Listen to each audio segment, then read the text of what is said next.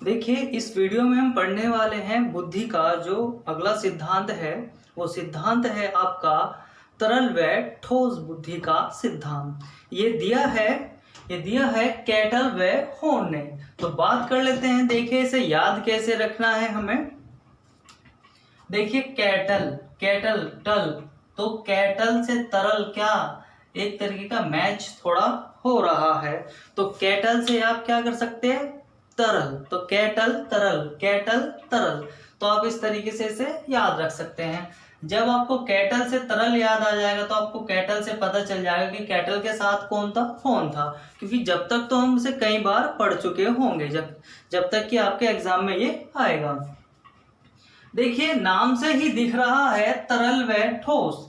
तो तरल व ठोस बुद्धि के सिद्धांत में कैटल ने बुद्धि के दो प्रकार माने हैं। तो देखिए, बात करते हैं तत्वों की नहीं, सिर्फ और सिर्फ बुद्धि की। क्यों? क्योंकि तरल व ठोस बुद्धि के सिद्धांत में कैटल ने दो प्रकार माने तो हैं, लेकिन तत्वों के नहीं, बुद्धि के माने हैं। बुद्धि के तत्वों के प्रकार नहीं माने हैं, बुद्धि के माने हैं। तो आपको ये बात ध्यान रखनी है, वो क्वेश्चन कर सकता है कि वह कौन है जिसने बुद्धि के दो प्रकार बताए हैं। तो आपको प्रकार अलग है और तत्व अलग है। तो आपको ध्यान रखना, कभी आप स्पीयरमैन लगाओ तो आप इसका आंसर स्पीयरमैन नहीं होगा, उसका आंसर होगा क्या, कैटल व हॉर्न। देखिए, तो बुद्धि के तरल व ठोस सिद्धांत में बुद्धि कितने प्रकार की बताई है, दो। कौन कौन सी? एक तो तरल बुद्धि और एक आपका ठोस बुद्धि। देखिए, तरल बुद्धि को हम जन्मजात कहते हैं और उस गत्यात्मक बुद्धि भी कहा जाता है। ये 19 वर्ष तक विकसित हो जाती है। और जो आपकी ठोस बुद्धि है वो अर्जित बुद्धि कहलाती है। और ये अर्जित बुद्धि तभी होगी जब आप वातावरण के संपर्क में जाएंगे। तो यानी कि अगर आप पूरी जिंदगी वातावरण के संपर्क में जाते रहेंगे, नॉर्मली हम सब लोग जाते हैं, तो ये जीवन प्रयत्न थोड़ी थोड़ी विकसित होती चली जाती है। तो इसी प्रकार देखिए, तरल बुद्धि को याद करने का तरीका है कि आपसे क्वेश्चन कर सकता है कि तरल व ठोस बुद्धि के सिद्धांत में जन्मजात बुद्धि कौन सी होती है और अर्जित कौन सी होती है, या गत्यात्मक बुद्धि कौन सी होती है, या आपकी 19 वर्ष तक विकसित होने वाली बुद्धि कौन सी होती है। तो देखिए, याद कर लेते हैं। देखिए, मैंने कहा तरल से आप ध्यान रखना, जब तरल बुद्धि की बात आएगी तो बुद्धि में तरल भरा होता है, यानी कि एक तरीके का ब्लड मान सकते हैं, क्योंकि बुद्धि में हमारे ब्लड होता है। वो ब्लड कब से होता है, जन्म से होता है। हमारे शरीर में क्या होता है, बुद्धि में जो ब्लड होता है वो, या कोई भी एक तरीके का लिक्विड होता है हमारी बुद्धि में, वो कब से होता है, वो जन्म से होता है। तो आपको ध्यान रखना है जन्म से। और आपको पता चल गया कि जब तरल जन्म से होता है तो तरल क्या करता है, ऐसे फ्लो करता है, ऐसा बह जाता है, तो गति करता होगा। तो गति से आपका क्या आ जाए, गत्यात्मक। तो आप इस तरीके से इसे याद रख सकते हैं। फिर बात करते हैं कि 19 वर्ष तक विकसित होने वाली बुद्धि कौन सी है। तो आपको ध्यान रखना है कि जैसे कि तरल हमारे बुद्धि में, यानी कि जो लिक्विड है वो जन्म से भरा होता है, और जो तरल होता है वो गति भी करता है। 19 वर्ष तक विकसित होने वाली, अब आपको मैं बताऊं, देखिए तरल है, जो हमारी बुद्धि का विकास हो जाता है वो लगभग शुरू में ही हो जाता है। तो आपको पता चल गया होगा शुरू में कौन सा विकास हो जाएगा, जो हमारे अंदर शुरू से होगा। तो शुरू में क्या है, हमारे अंदर तरल है। तो आप इस प्रकार इसे याद रख सकते हैं। यानी कि 19 वर्ष का मतलब है जो शुरू के आपके 19 वर्ष है, उसमें जो विकसित हो जाती है वो है आपकी तरल बुद्धि। तो आपको पता होना चाहिए तरल व ठोस बुद्धि का सिद्धांत किसने दिया। तरल से आप याद रख सकते हैं कैटल, और कैटल से आप हॉर्न याद रख सकते हैं।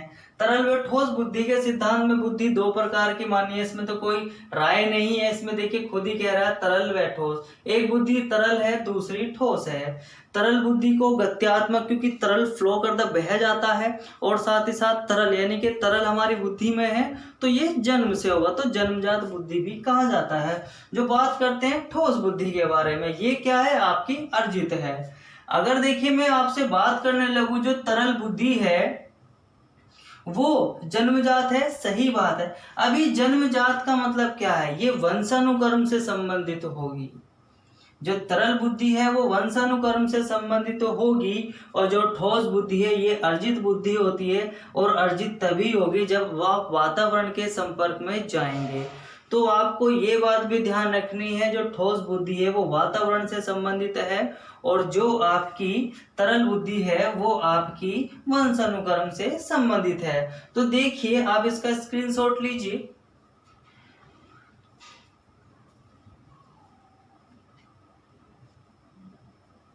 देखिए जरा, कैटल ने बुद्धि को वंशानुक्रम व वातावरण, मैंने अभी बताया आपको कि जो तरल बुद्धि है वो क्या है, आपकी जन्मजात है, और जन्मजात हमेशा वंशानुक्रम से संबंधित। अरे जन्म क्या है, हमारे माता पिता देते हैं, तो माता पिता क्या यानी कि वंशानुक्रम से संबंधित है, और वातावरण मतलब अर्जित, यानी कि आप अर्जित कब करेंगे उस बुद्धि को, जब वातावरण से यानी कि वातावरण में आप जाएंगे।